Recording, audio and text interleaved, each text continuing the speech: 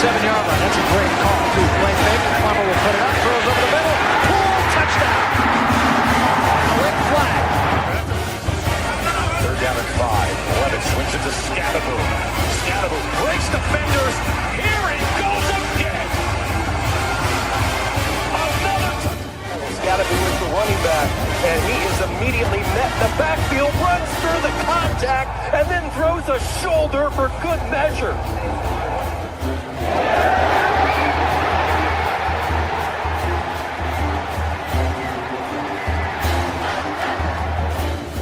On this defense here. That is true. High in the air. Right center field. Brandon Compton. Welcome to 2025.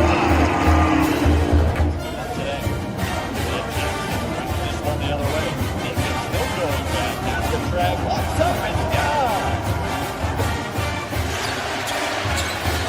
Edwards pulls off and buries it.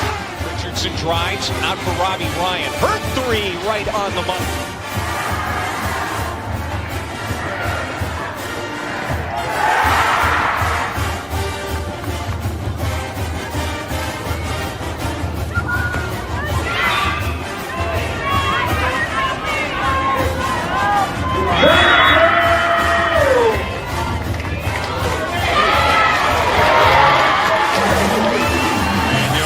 Takes his shot for Darby. Flag out.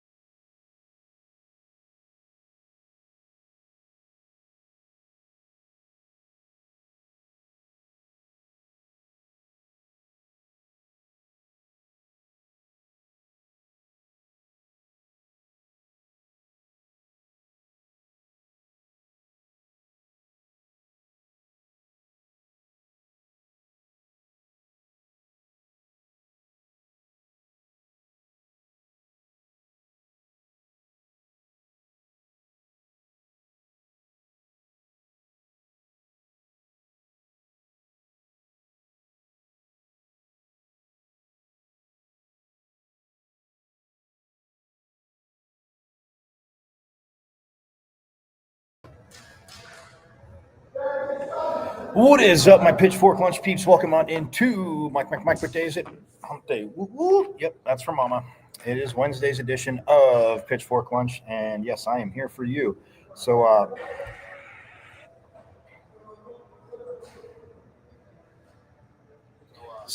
yeah, let's go along this awesome road because there's a lot going on this week. Of course, obviously with hoops. Men's and women's hoops getting underway. Obviously, winter sport, but starting a little bit before the winter solstice, as we all know.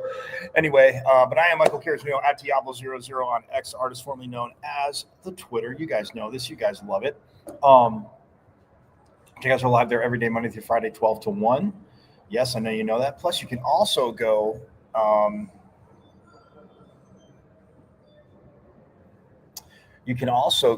to the wonderful world of IG and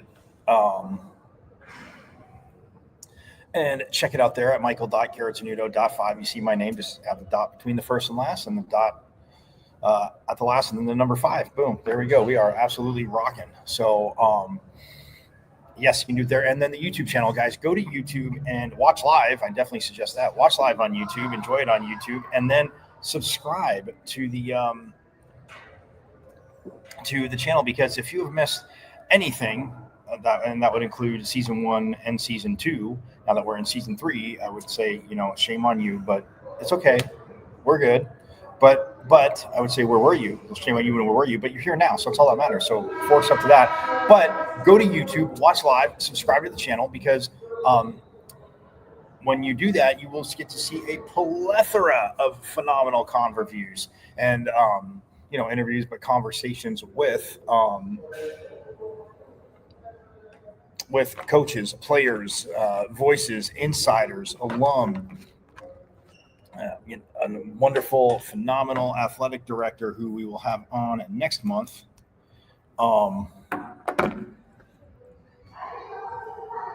So yes. Go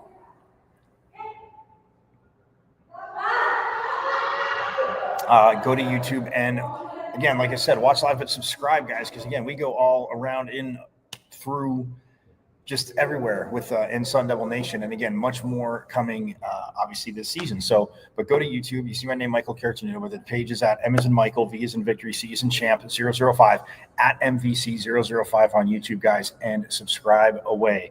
Like I said, subscribe, because there is so much there that you have missed, and again, it's just kind of a bummer that you have missed it. So. But yeah, I mean, I can't, again, stress enough how just awesome it has been, again, covering and the access. And we're going to hear from Coach Dillingham in a little bit. So yes, let's get into that. Let's address football, the whole Sam Levitt thing. I know a ton of you and a few of you shot messages to me because I didn't mention it too much. I didn't really talk about it yesterday. Yes, he has had surgery. Yes, he is on the road to recovery. It was good to see the picture of him. If you saw it at Mountain America Stadium before the game. Again, he wasn't on the sideline for the game, but again, he's on a roller. Again, it's just not really the place to be. But then all of this, reporting coming out about him, possibly leaving and money. And again, I'm not going to go down every single bit of it. I'm not saying, and again, not all this clickbait, but yeah, in this day and age of college football, it is a reality, oh, could he transfer? And, what's ASU going to offer him? And, Jordan Tyson's going to be gone. What are they going to have around him? And, again, all legitimate questions. I get it. But, Sam, could he transfer? Yes. Would he be ready? Will he be ready for spring ball? I don't know. The timeline's 4 months. That's cutting it pretty close to being ready for a spring ball and then getting cleared. And then how much, action would one see? But at the whole core and root of all this, with being said here, and the money and what's available, and if you look at all sides of it, and again, I'm not going to just sit here on the show and regurgitate everything I read and saw. You guys have read it, you guys have seen it. It's one of those things where, yes, he has to make a decision, see what he's going to do. I mean, do people still feel, does his camp still feel the NFL is a viable option? Now, I mean, is the team going to spend a first-round pick on a player, a quarterback, a very talented and a very good quarterback that didn't finish the season? From that standpoint. And so that's, the thing that I don't, that's, I mean, not that I don't understand, I totally understand that, but when you think about it, like, where would he get drafted? Would he still be in the first round? And, teams will probably be like, why would we take him in the first round if we can get him later and, he's going to heal and, probably, maybe not start next year, but the year after be their guy, because that'd be good for, Sam and whatever. There's a million things this camp has to answer. The only thing I'm going to say is when there starts to be a ton of hands in the cookie jar, not saying that people shouldn't be looking out for him, not saying people don't care about Sam Levitt. Obviously they do. But if too many hands are going in the cookie jar, and yeah, Sam Levitt's, he's a college quarterback. He's a young adult. He's adult. He, him and Coach Dillingham will have. I'm sure Coach Dillingham's called him, checked in on him, went and seen him after. Saw him in the building, but made sure he was all good after his surgery. And we'll hear from Coach Dillingham. I'm just gonna say that, but.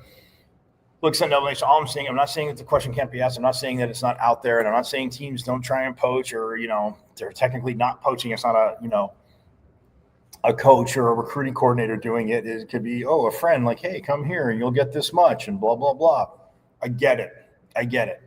But in due time, and the more I find out and the more I, can see on this, but you've seen the report, you've seen, guys, a lot of you have seen it. If you haven't seen it, you can believe me. Go look it up, go read it, get back to me. I'm not going to sit here and read. It'd be like reading a book to you, like Andy Kaufman did when he saw Man on the Moon. And here at Arizona State University. Go see, Jim Carrey, phenomenal movie, Man on the Moon, the Andy Kaufman story. But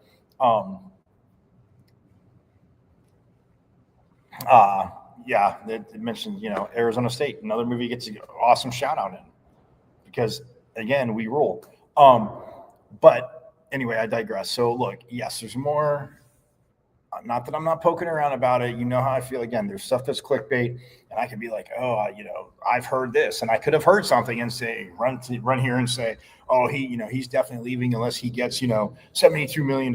And I said a ridiculous thing because nobody's getting that. With that would take up a little over 3 years of the the House settlement. The money that will be distributed, that can be distributed through campuses and all sports. So anyway, look, Sam Levitt, I want him to get better, obviously, out of surgery, on the road to recovery, and just do it right. And yes, obviously wish nothing but the best for him. We'll see what happens. It was reported. Things were reported. It was said. If he transfers all this, what can ASU give? And is ASU restricted? And the whole NIL thing. Well, again, with the boundaries that the House settlement set, and teams, actually schools getting rid of collectives and starting certain things, like you can't just dump. It can't be like a fake. Not collective. Collectives weren't fake, but like an NIL. Like there's now that there's the House, set the settlement with the setting restrictions and stuff, and how it can't just be like, here's this money. It's basically a fake endorsement, whatever. It's not going to be like that. So yes, there are steps in place, and that's why collectives, just like handing money over. No, so it has to go through. There's the checks and balances. So look, with Sam Levitt, again, surgery. You'll hear from Coach. Coach said he's good. We'll go from there. But is he going to be back next year? Look, I'm just going to say yes. Right now, he is a Sun Devil. He is, under scholarship here and this and that. So he will be back next year. I just think, but now, would it be, again, financially, when you say money-wise, like going to the NFL, would somebody trade up and take him in the first round, even if the, team traded back in with take the 32nd pick or whatever, something late? Now, if he comes back and continues to play, growing and playing like he's, playing and has grown, Could he be a top 10, top 5 pick? Yeah, I think so. Having seen him, and it's not even being a homer show. I think so. But those are all questions that have to be answered from his camp. And when, say if something leaks or somebody, in his camp was saying something to somebody, again, or words, like I said, not going to go down that road. We'll see what happens. Obviously, want Sam Levitt to get healthy, get better, because this young man, again, has a phenomenal, has a phenomenal career ahead of him. Just as a leader, love what he does. You're going to say, yes, a quarterback should take accountability. And yes, there are times quarterbacks do, but there's also a lot of times quarterbacks half-ass take accountability. And, they'll say it, and by the end of what they're saying, they're kind of spinning it to, it was, somebody else's fault without saying it was somebody else's fault. So, I mean, look, it's Sam Levitt's a stand-up guy, and we'll see what happens. But I will, again, like I said, talk about, but we'll head out to ASU football. CU coming off a bye. They have homecoming. And like I said yesterday, they're 3-7. You look at the amount of close games that they've lost, and they haven't won those close games. Who has won those close games, though? ASU. Kind of funny. And CU fans, I'm not ripping on CU. I'm ripping on the absolutely hilarious college football playoff rankings, and some teams getting too much credit and all that good stuff, because when you look at the college football, the CFP top 25, ASU came in at 25. Stoked about that. And they're 7-3. Of the 7-3 teams, they should be ranked the highest of those 7-3 teams. And yes, because you've won games by 2, 3, 5, 4, 2, 7, 3, 5. Like, again, it's just it's about winning. And playing, when you're playing competition that obviously in your conference that is of your level, and not just having this narrative that, oh, it's not that good of a conference, or, oh, blah, blah, blah, like, oh, they're not that good about this that's the bottom of the Big Ten is really, because I think they get punched in the mouth by the bottom of the Big 12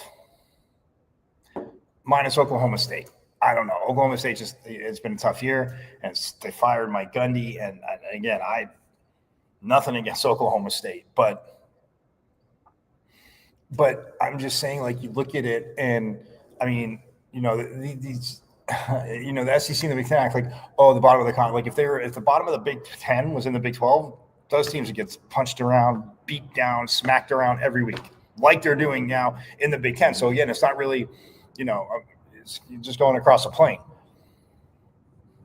saying that. But I look, either way, ASU's 25, absolutely money. Absolutely money that they're there, but at the same time, returning Big 12 champs. If they win this week, and you got to see what everybody else says. If they say, because Colorado had many close games, and they're 3-7, they could easily be 7-3. Colorado's many close games, and that was that. Like, I don't.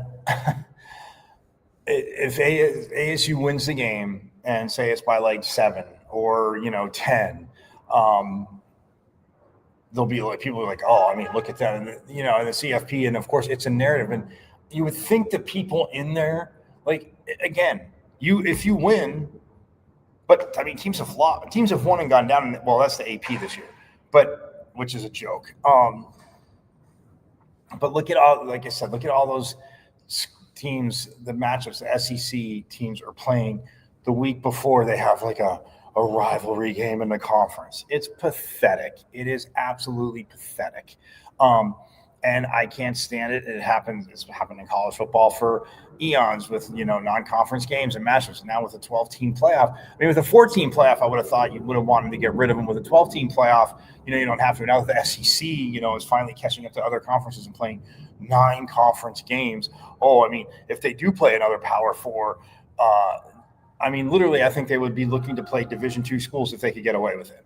They would keep a straight face saying, this is the Division II national champ, or this is an NAIA national champ. They probably can play NAIA. But anyway, you guys get what I'm saying. This is Division III national champ from last year. Really? I mean, that's how they would justify it and sell. And their fans would just be, puking everything, said, saying, "Oh yeah, that's why." Like, are you kidding me? Are you absolutely kidding me? Like, and again, circumstances hit, but Pat Hill, the old, he coached for many places, but I remember Fresno State. His motto was anyone, anywhere, anytime. And yeah, you're looking at Fresno State saying, okay, well, they weren't in a Power 5, but look who they took on. And I look at you could say, oh, well, their conference, and they had some tough conference games.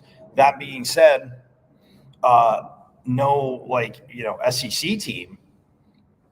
I remember one year they played at Alabama and then I think at Wisconsin back-to-back weeks in non-conference. And they were rolling with Alabama for a bit. It was a pretty physical game. And then I think they ended up beating Wisconsin that year. I have to go back and look. But either way, that man, when he had, and talk about a great recruiting ploy. Like, yeah, we're going to play these teams. You want to, we believe in you. We believe we can develop you. These teams, maybe some are recruiting these other guys, some aren't. And I just, it just cracks me up because I go back to Indiana's non-con. You look at, again, who Auburn and Alabama, and Auburn's not even ranked. So, but I'm sure if they beat, what are they playing, Mercer this week, I said? Ridiculous. But the Devils are 25. Texas Tech is very high. See, this is where, on the other side, it benefits. And we'll get to the rankings in a minute. But anyway, volleyball, guys, they are at UCF. They hit the road, and yes, they are at UCF. They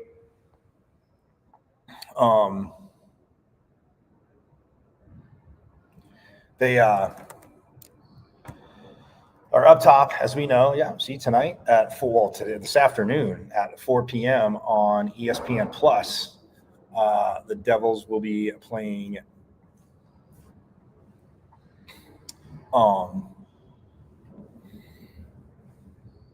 Like I said, UCF. They're in Orlando, and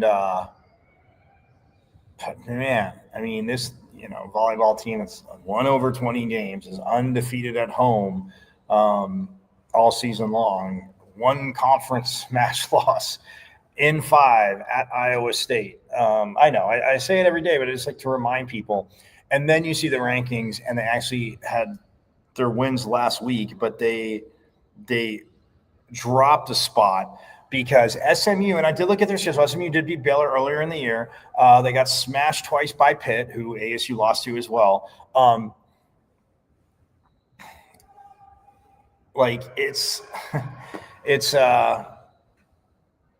then they lost to.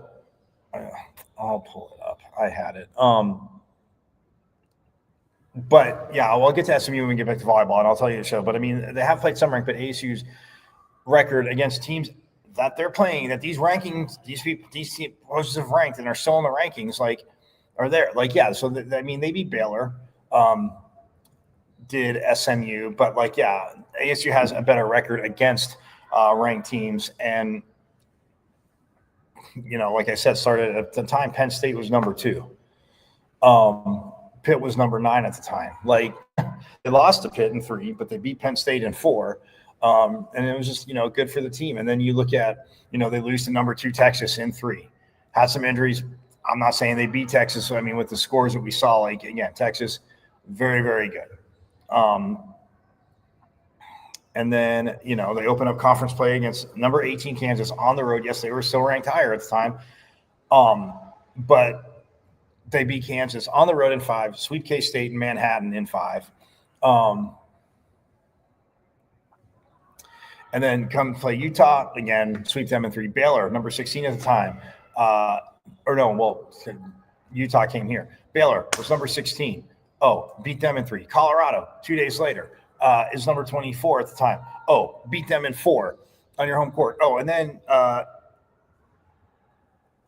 6 days later, you take on a BYU team who, again, you've already beaten. Who you haven't played yet. Sorry. That was Kansas. But you go to Provo, and they're number 19, and you go 5 in Provo, but you win, and the higher-ranked team. Okay. And then Utah somehow took a set off them in Salt Lake City, but they beat Utah in 4. Come back to the state, go down to Tucson, beat that team down south in 4 on their home court. Then you kind of turn around and take on number 13 TCU here. Who's number 13, and you beat them in 4. And then you go to Iowa State, not ranked at the time, ranked now, and you lose in 5. All right, that's a tough one. Then you turn around and say, okay, how do we handle that? Texas Tech, you're struggling. Well, we're not going to overlook you. We sweep you in 3. BYU comes here, and they take the first set, and they are just absolutely just, when you say, like fuming because, yes, ASU went up to Provo and beat them in 5. It's a hell of a rivalry. But the Devils, what do? Oh, they win that in 4. And they turn around, host their rival again, who, again, Arizona, not ranked. And no, I'm not saying it's rubbing in, but still solid team. And they drop 1 set, but they beat Arizona again in 4. Then you go to number 22, Colorado, on the road, and you beat them here. So they're at home, blah, blah, blah. And what do? You win in 5, and you drop. Are you kidding me? Like, this is the as much as, say, the BCS and, like, inputting the, stuff in the computers, because the computers obviously never – I mean, in the program, they did not put in, like, factor in playing, teams non-conference wise that are just a joke. Because the game in and of itself is kind of a joke, because if this team doesn't beat them, then of course they'll get hammered. But when they beat them by a ton, you reward them so much. Anyway, so you go to Colorado, you win in 5 in Boulder, and you drop. And Louisville, again, beat Stanford. That's who it is, because Stanford had beat them earlier in the season, but Louisville beat Stanford. So I'm just like, or SMU, not Louisville. Sorry, Louisville. SMU. And, I think it was Stanford. I gotta check and see. Either way, I gotta look at it. But my point is, look, you know what? I'm gonna keep it on the up and up, because this team is phenomenal. We talked about what Noemi Glover's doing, what Bailey Miller's done. What Sydney Henry and Bryn Colville, I mean, obviously setting rise, running is 6'2", and just his team clicking, getting it, Colby Neal, and obviously her and Noemi transferred in from Oregon, and Colby's sister Jillian, I mean, her becoming that, like, Swiss Army knife, the utility player, and just owning it on the court, doing whatever she needs to do. And again, she has a personality for her. I had him on the show, but this team, again, absolutely awesome as they head down the stretch. And like I said, UCF tonight, and then Friday. So they'll leave Orlando, and again, they won't have to fly all the way back to Phoenix, get you a nice little up and chill, and then they'll go into Houston, where they'll take on the Cougars on Friday at 6 o'clock. And then next week, Wednesday and Saturday, November 29th, they will take on Cincinnati, and then West Virginia. But Cincinnati, 7 p.m. on Wednesday the 26th, and then the 29th is an 11 a.m. game. So you get that brunch with the Devils, and again, you wrap up, you win the next 2, and even if they were to drop Cincinnati and West Virginia, which I do not see happening, but again, you got to play the games, and Cincinnati and West Virginia are going to want to play nothing but spoiler.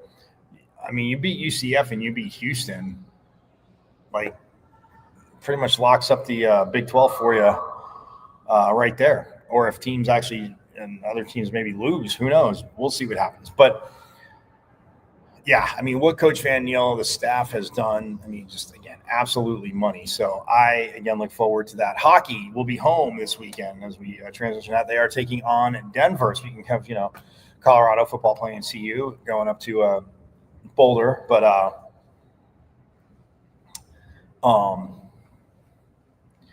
hockey is taking on Denver at Mullet Arena Friday, Saturday. So you have no excuses. You can hang out and, if you're here, but get your butts to Mullet Arena, because they,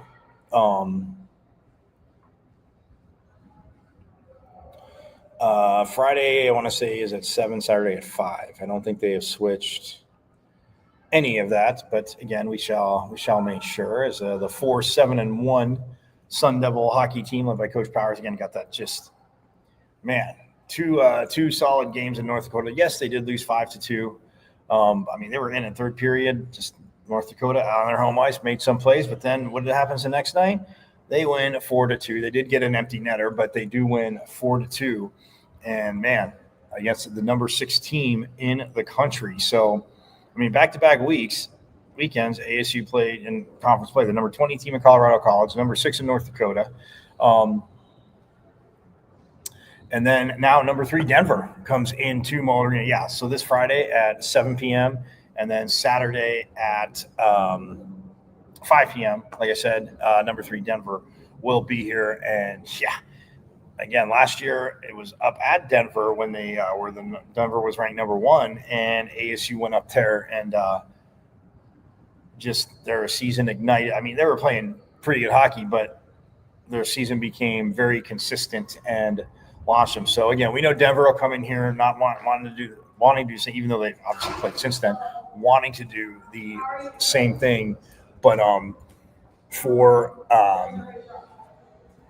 Coach Powers and the Devils, I mean, oh yeah, this will be exciting. But we saw North Dakota, the speed, what they have, everything, guys, absolutely awesome.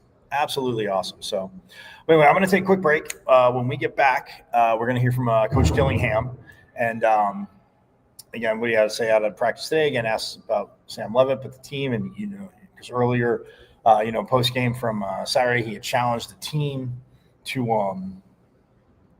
like what they can do, and to play a full game, all three phases, full game. So we'll talk about that, but we'll hear from Coach Dillingham and get into men's and women's hoops here. The men are in Hawaii. The women are, they'll be playing here this weekend. So we'll step aside and have more Pitchfork Lunch coming up.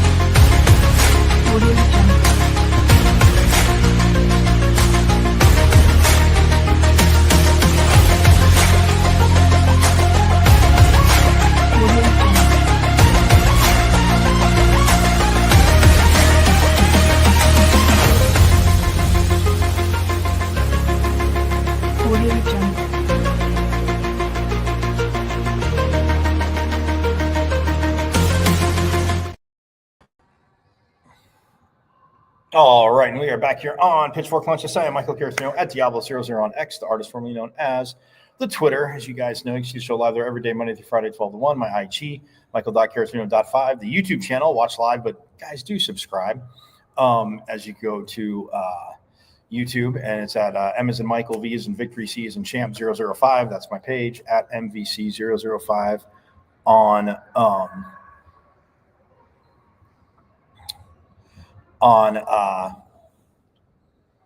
YouTube, and again, subscribe away. So like I said, hey, we're just gonna get right to it. We're gonna hear from Coach Dillingham again, talking today after practice, getting ready for CU. Obviously, there's quite a few questions asked by a good friend of the program, Chris Cartman, the editor of Sun Devil Source for 24/7 Sports. Again, check out their stuff. I mean, like everything Sun Devil wise, but recruiting wise, football, like again, do a phenomenal job. So, but yes, let's get to Coach Dillingham today after practice. A few people here. Wow, more than normal. So, Kenny, obviously the reporting that's gone on out there about Sam, like, what would you like to say about any of that? Yeah, I'm focused on Colorado. I mean, these guys just had, I think, the best Tuesday, the best Wednesday that they've had in practice, potentially all year. I mean, we came out with a fire about us this week, so I'm excited about this week and trying to go play a 6-minute football game. We've yet to play our best game, so I want to go see that get done. How do you respond when you see something like that reported, the conversations that you might have and what you tell the team, any of those things? Yeah, I really don't listen to the outside noise. I just focus on us and our program and what we're doing here. That's kind of my focus with everything. So I'm just focused on, like I said, I thought we had our best Tuesday and Wednesday this week. I'm fired up about it.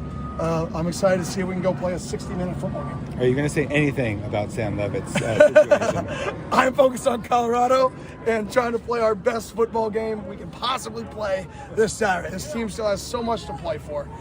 We're in the hunt. It's November, and we're playing meaningful football with 2 games left. Through all the adversity this team has faced, like, our games matter with 2 games left.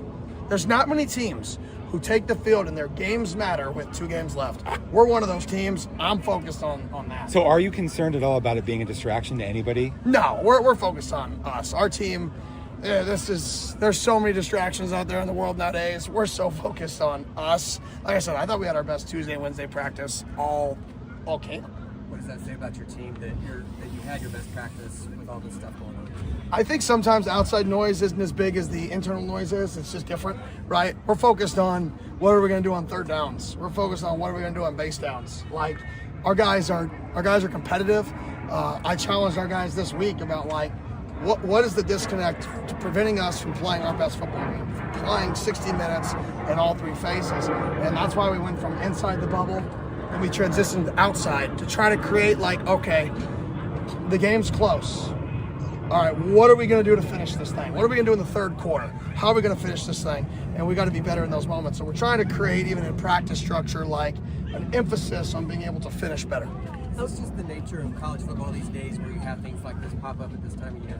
I mean, things popped up for me this time of year. So, I mean, you can't control the noise. I'm not worried about it. Like I said, I'm worried about us. You've been able to speak with Sam since the surgery, see how he's doing? Oh, yeah, he's doing great. I mean, on the road to recovery, we've had lots of conversations. I mean, Sam's my guy.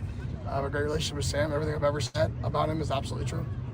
Jordan Tyson, what your take on how he looked and how he's trending? Yeah, he had a good day of practice. You know, it's his first day. We actually put him in, 11 on 11. I felt, tomorrow's a big day because we'll see how he feels after being in there a little bit. But, I mean, he moved around pretty good today.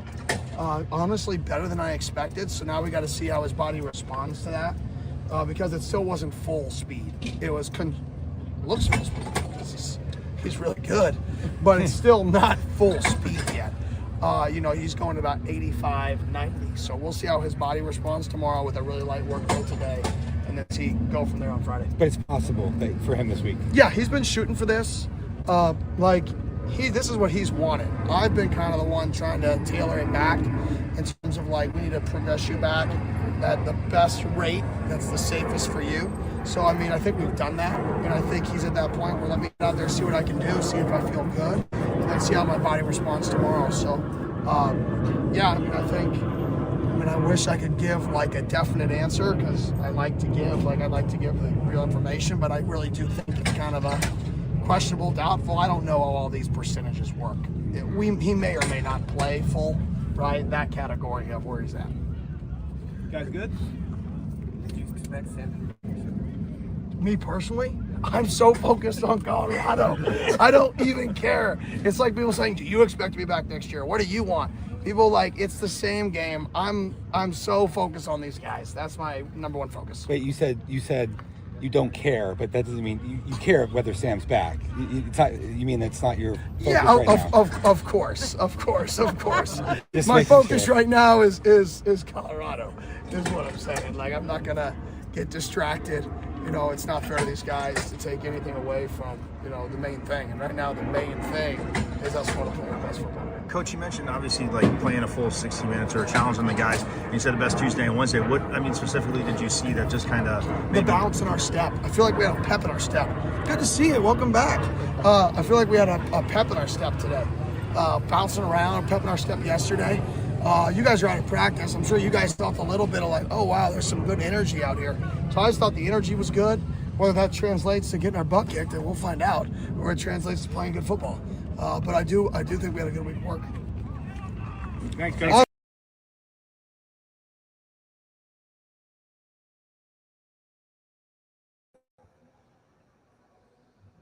And there it is, Coach Dillingham. Good week of work and the full 60 minutes. And that was, again, and the same stuff, of course. I mean, look, everyone was going to ask it.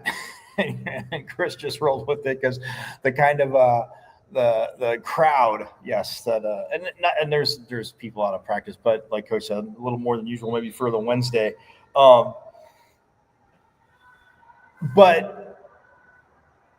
yeah, I mean, like you said, a 60 minutes, like the bounce in the step, and this team's had energy, you know, all year, and they've dealt with, you know, injuries and setbacks, and which is again a bummer and crazy frustrating, as we know. But it's how do you respond to it? Oh, you win games close. Oh, they're crazy weirdness, absolute weirdness.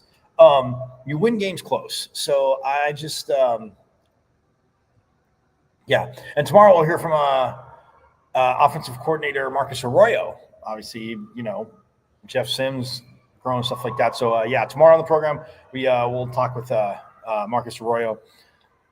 He's again done a heck of a job. I mean, this offense and like, but to Coach Gillingham's point there, the pep in the step, like this team, you know, stepping up, like hitting, you know, guys having to step up. And Jordan Tyson, like he said, being out there and again running around. He said it might look full speed because he's just really good, but he's not full speed. So yeah, hopefully, you know, he feels good tomorrow, but I know he's wanted to get back for this game. And again, just seeing Jordan Tyson and being around the team and, you know, him being around the team and the spirits and stuff like that. Like, yeah, he's chomping at the bit to get on the field. But, you know, and Coach Dillingham said like he was the one, you know, dialing it back, you know, trying to, you know, make sure. But, you know, if, hey, again, it's, you got to be to see how you feel. But the doctors, the trainers, and that team, you know, says you're good to go, and he's feeling confident, which Jordan Tyson, if you know him, is very confident, as you know he should be.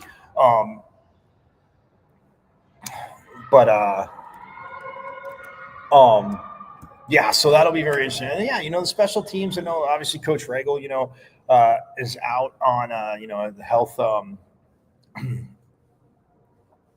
You know, is on a leave of absence health-wise, and again, wanting to get better. And Coach Nuno, you know, is taking over. And yeah, you know, that way, Coach Nuno had come up with that play, like Coach Dillingham said, and you know, saw something on film.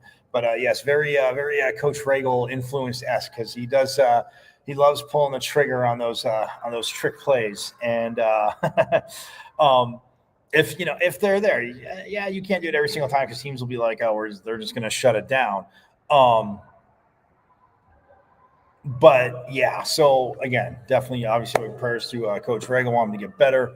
I want him, you know, assume, and he can get back around the team, because you know the energy and the passion, and again, developing the young people. He says building those relationships, being with, you know, people. Like he is obviously with where this team is at, and like recruiting wise, that Coach Regal has definitely built that. So, but again, want him to get better, Coach. You know nothing but love here from Pitchfork Lunch. You know that. And as gracious and great as he's always been with, you know, his time and stuff, coming on talking. And yeah, even when it's been tough, you know, I mean, there's, but special teams in general, I mean, it's been a teeny bit of a roller coaster, but overall this year, I mean, yeah, you know, knock on wood, you know, not, you know, having to give it up crazy big, you know, returns. I mean, yeah, teams are going to get one here and there. Every team has at least one a season, you know, but it's, yeah. Yeah, Texas A&M taking on 1-10 Samford this week. Wow. Let's go, Rutgers. Let's beat Ohio State, baby. Well, now Texas A&M, now if you do win this week, Indiana's off. But actually, you know what? If you do win, you should get as much credit as Indiana. I do hope you leapfrog them.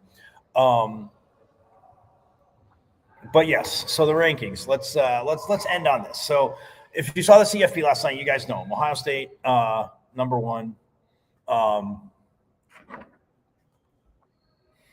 Ohio State is number 1 again. Indiana number 2.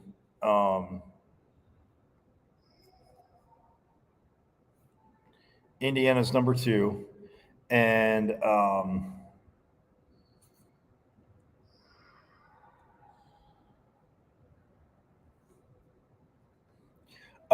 going to put it up actually. If yeah, it's coming through. All right. So yeah, we're going to see them real quickly here. Give me just 1 second.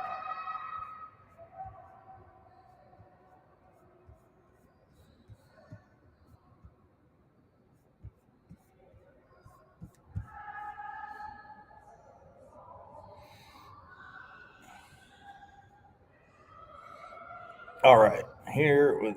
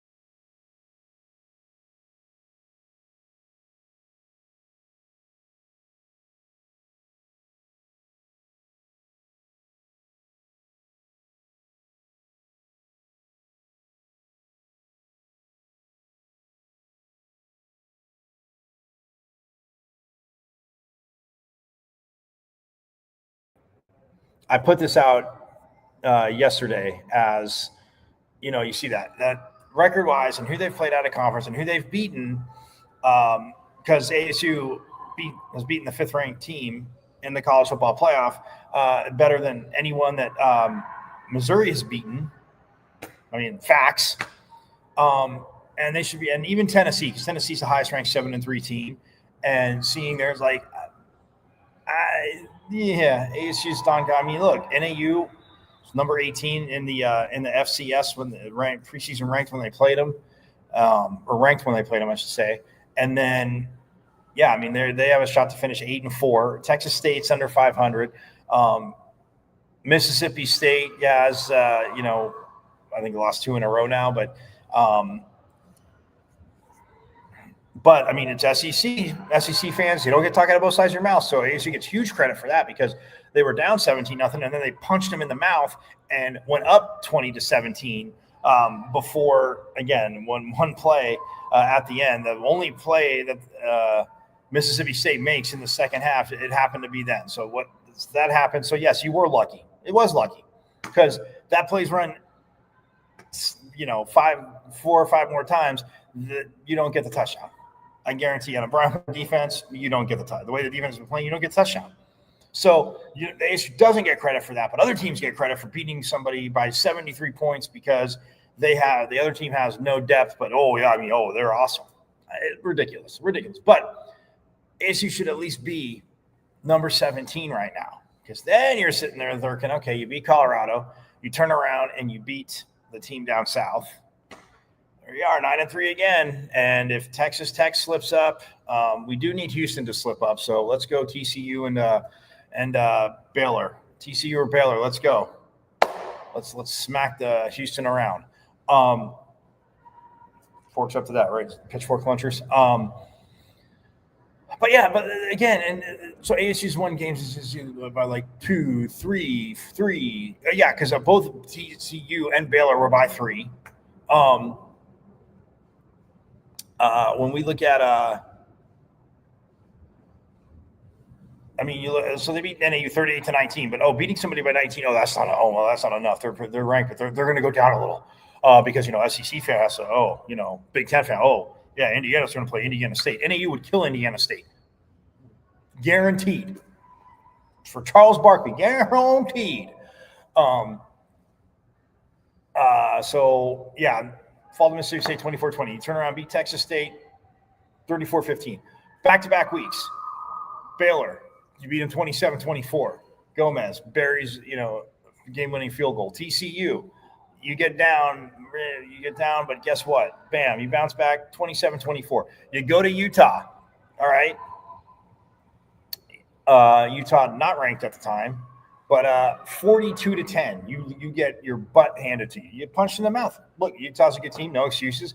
There were plays that needed to be made, and Devin Dampier is the +1 quarterback. He had his way. He ran through. He did get stuff stopped here and there, but for the most part, ran through, and Utah destroyed ASU, and that's painful to say.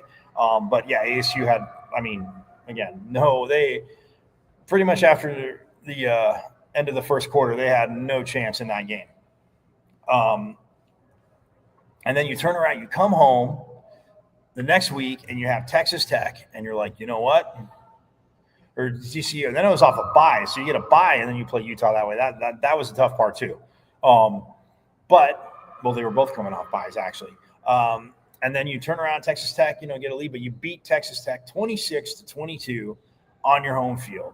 Keep your home field win streak going. It's close, but then Houston comes in, and hey, you lose 24-16, and you didn't score until the fourth quarter. The first 3 quarters of the game, it was tough. We saw it.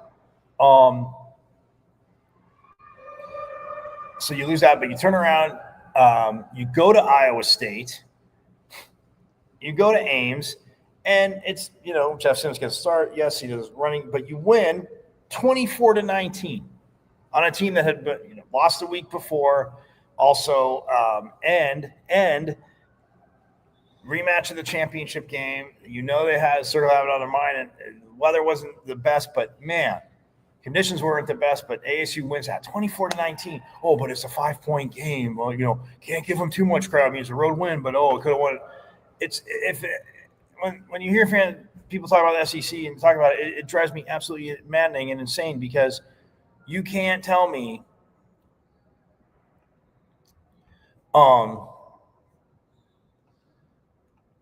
that it's one of those things where it's about winning. You won the game. It is not easy to do. People used to say, coaches just say that when they're trying to, their team. They just shouldn't have to say it. They won the game. So, okay, then you host Western. You have a bye after Iowa State. Man, nice stretch there. You have a bye after Iowa State. West Virginia's coming in. They beat Houston the week after ASU had lost to them. Their offense has been crushing. They've been running the ball. Rich Rod, again, his offenses, which he, his grandfather talked about it last week. Rich Rodriguez back at West Virginia. So you're up, and then they take a lead. And what do? You show that grit. You march back down the field, and yes, you get a 48-yard field goal. And then your defense, Keith Abney Jr., the interception machine. They test the quarterback, the freshman quarterback. Yeah, I like the Moxie kid. You tested him, but nope. Especially when you made, like he said, he made eye contact with him, and he knew that it wasn't going to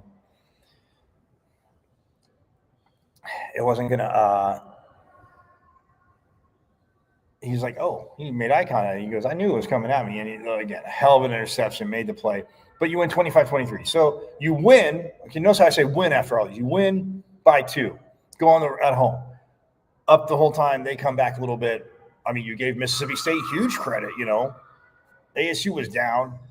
Mississippi State was up, got punched in the mouth. ASU goes back up. Oh, Mississippi State. Oh, yeah, Mississippi. I saw it. I saw, like, certain areas ridiculous. So, you beat West Virginia.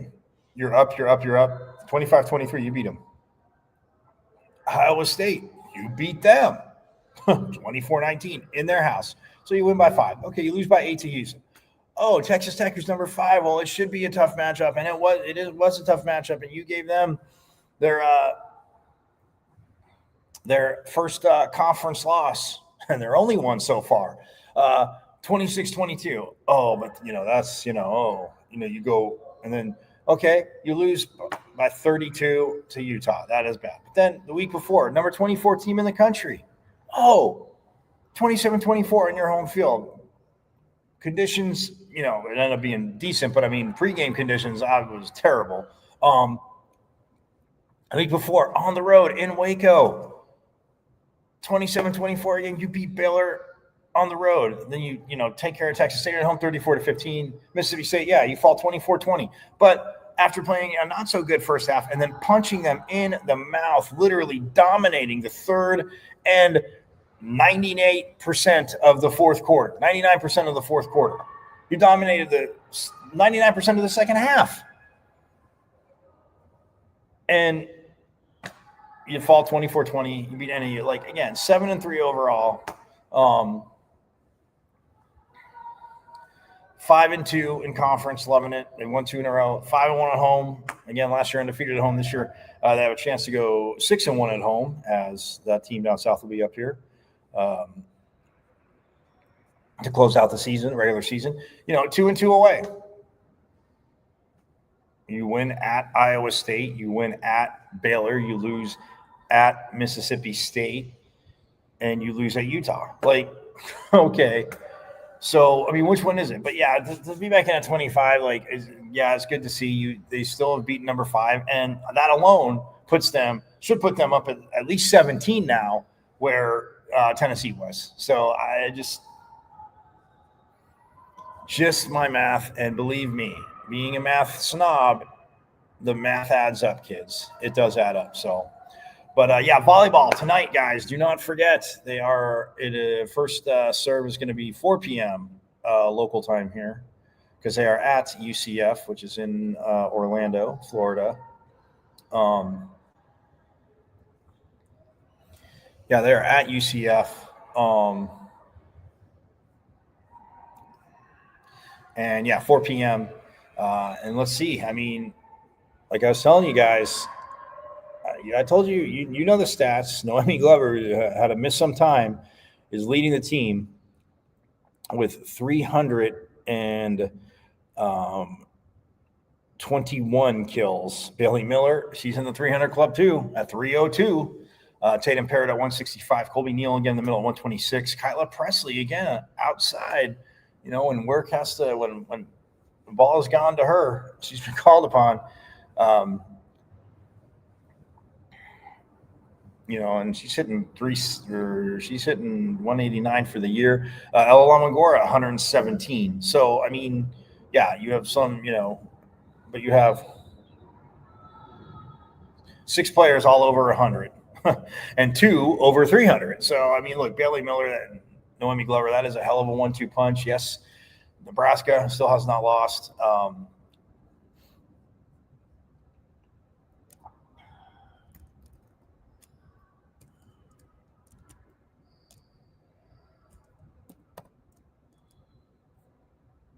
But SMU real quick, who is ranked ahead of them, who's ranked ahead of ASU.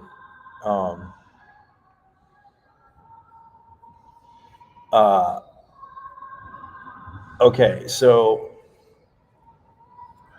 somehow they leapfrog ASU. ASU gets to drop a spot after, again, like I said, what they won. Like SMU, 21-5 overall. They won 5 in a row. They're 10-1 at home, and they are 9-3 away, 2-1 on a neutral site. So, again, similar. That's kind of similarity, but ASU on the road. I mean, they're both 2-1 on neutral sites. But this is real quick. I want to give this to you. So, they started their season They beat LSU in 5, who's not ranked. Then they took on number 20 Baylor, and they won in 5 as well. Then they had the Doubletree Invitational, where they're out with Washington, Northern Iowa, and Stony Brook, which they hosted. They beat Washington in 4, swept Northern Iowa, and then beat Stony Brook in 4. Okay, then they go to the Showdown at the Net, which is which is in Dallas. And they took on number 8 Texas A&M, and they actually swept Texas A&M in 3. Okay, then they take on number 3 Kentucky, they lose in 4. Then they take on number 14 Purdue, lose in 4. Beat Stephen F. Austin, not ranked, in 3. Take on UTEP, does SMU, they win in 4. Then they take on number 5 Pittsburgh Wednesday and Sunday. It was they were in Dallas in the Nat Pit, so they played a home and home. Pittsburgh beat them in 5 in Dallas, and then they went back to Pittsburgh and they said, we'll do it in one last set. They did it in 4. So they lost to Pitt both times right there. Pitt, again, number 5, ASU lost to Pitt. Okay. Then they beat Georgia Tech in 4, swept Clemson, beat Florida State and Miami, who was number 18 at the time. They did beat Miami in 4. Then they took on number 4 Louisville, and they beat them in 5. They swept Notre Dame, swept Wake Forest, swept NC State. Then to number 21 North Carolina in Chapel Hill, they lost in 5. All right. Then they take on Duke and win in 3, beat Virginia and Virginia Tech in 3. Then they took on Cal and beat Cal in 3. And then they were at Stanford. Again, a road win. I tip my cap. But, guys, the losses I said they had ranked compared to what ASU has had, like, they don't leapfrog them. They stay behind them. But they did beat number 5 Stanford in 4. So, I mean, they have no ranked opponents left. Looks like on their schedule they have Boston College. They play BC, Syracuse, Florida State, and NC State. So, and they have BC Friday, and then Syracuse Sunday, and they're both at home. And then they also have Florida State at home on Wednesday, and then a week from this Saturday, they go on the road in Raleigh, North Carolina, take on NC State. So, once again, that's why I say to you, Sun Devil fans, I know, Coach, again, if they were to be annoyed about it or talking about it as much as I am, they would have their issues. But they would have, probably bigger things to worry about by not winning as many. Maybe they wouldn't be winning some matches. But, hey, speaking of row and women's hoops, my peeps,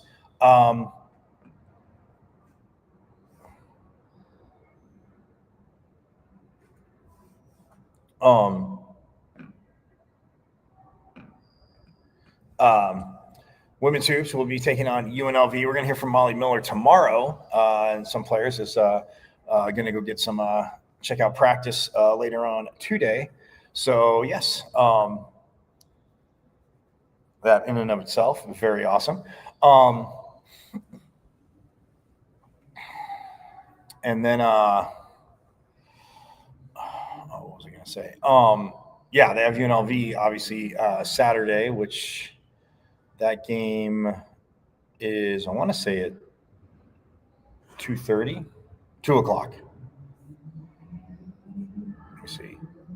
Oh, yes, second one was right. So 2 p.m. Saturday. And again, Saturday, what a fun day for you. If you're not going to be in Boulder for the football game, because I will be actually at the hoops game and hockey game, because the soccer game or basketball women's hoops game is at 2 p.m., like I said.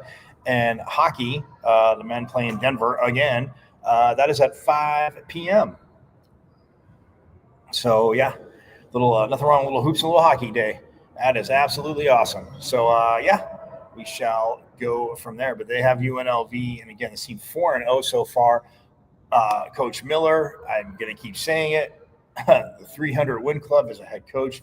Awesome. Congrats. And now, so the last 4 came at ASU. So, and then now we want the next 300 to come here at ASU as well.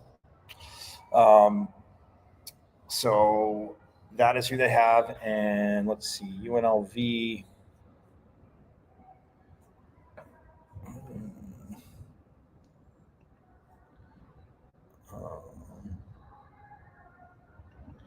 Let's see. UNLV, their record right now. And again, early season, and we'll get out of here on. We'll get out of here on this.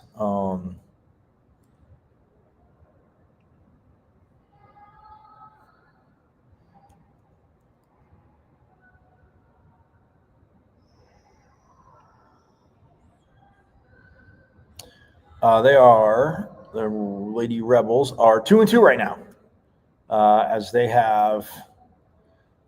They beat Washington State 64-51, old Pac-12 foe for the Devils, and then they beat DePaul 85-78. They did lose to number 7 Baylor. Yeah, they play a little bit of Big 12 teams. They lost to number 7 Baylor 62-54, close game, and then they lost to Montana State in a higher scoring game. Montana State won 94-81, and they were up in Montana. Now they take on obviously like the Devils, like I said, next at 2 p.m. here, and that game will be on ESPN Plus. So 2-2. Yeah, we'll talk about it a little bit more, but just wanted to get that out there. Again, hockey, Coach Powers, talk about that more, a little bit more tomorrow too. We'll hear from Coach Arroyo and Coach Ward. I'm going to defense coordinator Brian Ward hear from them. So that is that. But again, hey, enjoy the rest of your micro days at Hump Day. Woo woo. Yep, that's always for Mama. Beginning and end of the show. You guys know that. Enjoy the rest of your Wednesday though. Again, volleyball, 4 p.m., ESPN Plus, man. Guys, watch this team. The energy is absolutely awesome, man. Love what Coach Van Niel's done. Players, I mean, culture, everything, the buzz. And, yes, they were a huge part of setting it because even when football was struggling their first year, the buzz on campus, last year in the Pac-12, man, you go up to, like I said, you beat Oregon, number 5 Oregon in Eugene. You beat Stanford, who was number 3 or 7 at the time. On your home court, you had lost to them there, but again, you get these wins and you go to the tournament, you go to the Sweet 16. Like, yeah, huge. So 4 p.m. Check it out, ESPN Plus. I am out of here. Have a phenomenal rest of your Wednesday, and I will see you tomorrow, same bad time, same bad channel. And yes, as per women's volleyball, as they reminded me, it is #ourstate for you people, the fans of the team down south. You know it, team down south. It is our state. We owned you twice in volleyball. Coming up in football, who knows? Basketball, women's hoops. We'll see what happens. Men's hoops, obviously too. No, yeah, I know you're yapping away. You're ranked number 4, but oh, how fun it is when the mighty fall. So it is #ourstate. Have a good rest of your day. You guys know it. Go Devils, and as always, forks up. I went to Arizona State. Right. I'm a Sun Devil, man. 27-yard line. That's a great call. Play fake. Farmer will put it up. Throws over the middle. Pull. Touchdown. Quick flag. 3rd down and 5. Levis swings it to Scatterbo. Scatterbo breaks defenders. Here he goes again. Another. Scatterbo is the running back, and he is immediately met in the backfield, runs through the contact, and then throws a shoulder for good measure.